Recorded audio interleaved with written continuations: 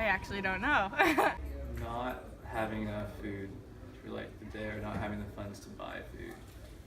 I think food insecurity is like not knowing at the end of the day where your food's going to come from or how you're going to be able to eat or have enough because you don't necessarily have the resources or know how that's going to work out. And food insecurity might be the scarcity of food in certain areas of the world or lack of food. Being insecure about what you eat? There's not enough food? Like the lack of resources to get food. Like especially like the necessities of food.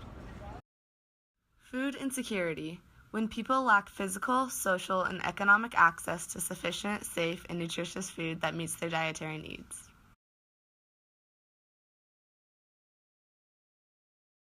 I don't, but I know it's over half for sure. I would guess over half. I would feel like 25%. I'd say like 35, somewhere around there. Probably like 30%, I don't know. It's probably pretty high. 60%. 500 million. A lot? Half. According to the Food Aid Foundation, 1 out of 8 people are malnourished, which is about 12% of the world.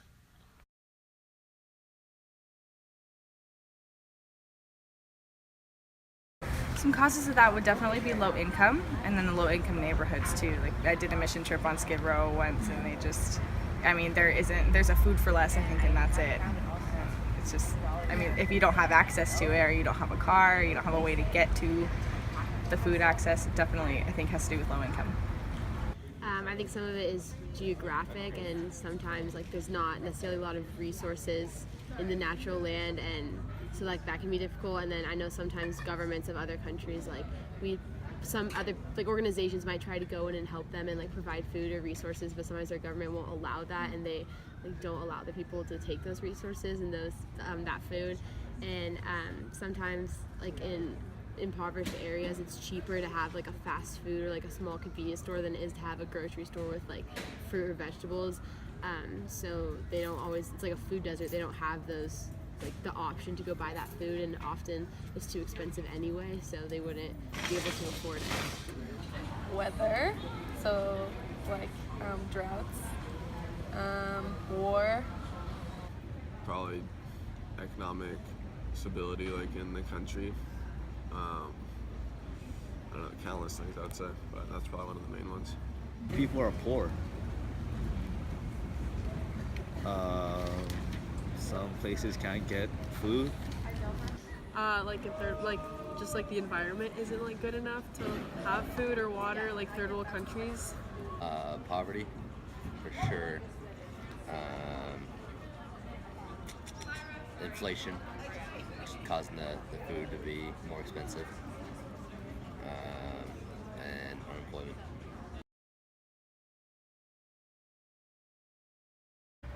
I'm honestly not educated enough on that topic to really have an accurate answer. I have no idea. Greenhouse gases, well, the emission of carbons into the atmosphere can affect weather, like hazards, and it's not good for like the environment. I know that. I can't remember why. Affects them to a pretty good amount, I would say. Just like the changing climate, but also it is still, I think you still are able to like make food and like grow crops with like the greenhouse gases. So. Is that a bad thing? It ruins food? I don't know. Greenhouse gases. What's that? It's Greenhouse. It's like carbon dioxide, methane gases Oh, that are like effects? Mm-hmm. You know, I don't really know.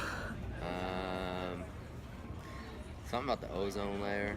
No, that doesn't add up. Greenhouse gases. Food insecurity. Always something to do with like crops and like the farmland and how it's not as rich in soil. So the food isn't as healthy or like as much in quantity as it could be. Two major causes of the extreme amounts of greenhouse gases are the production of beef and transportation of goods. Cows release methane through the gases they produce. Since beef is eaten by many people, the amount of methane being released has increased drastically. Each cow releases about 117 pounds of methane in their life.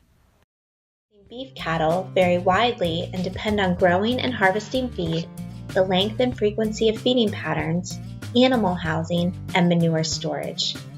In the case of beef, enteric fermentation, a fancy term for cow burping, and manure management were especially large sources of methane and nitrous oxide, which have 25 and 298 times the global warming potential of carbon dioxide respectively over a 100-year time horizon. Methane, a greenhouse gas, amounts to 10% of gases released into the atmosphere from human activities like raising livestock. Methane traps radiation in the atmosphere for 12 years.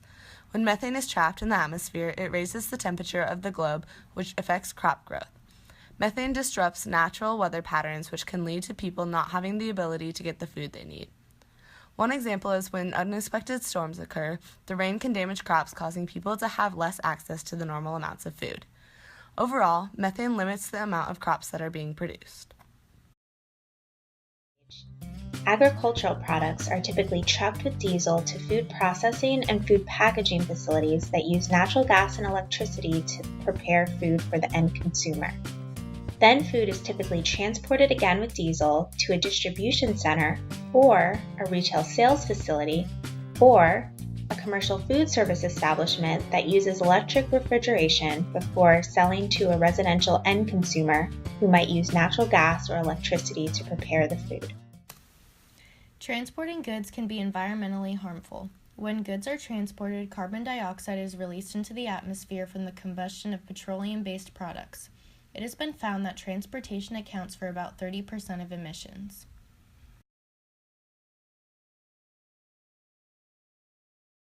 Carbon emissions negatively impact the agricultural industry, which affects local food supply.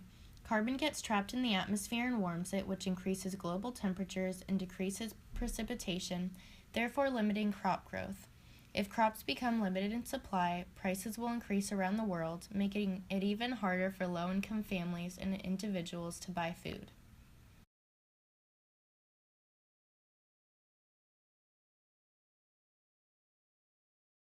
Food insecurity can be prevented from people reducing the amount of beef consumed and eating locally because it reduces the amount of greenhouse gases.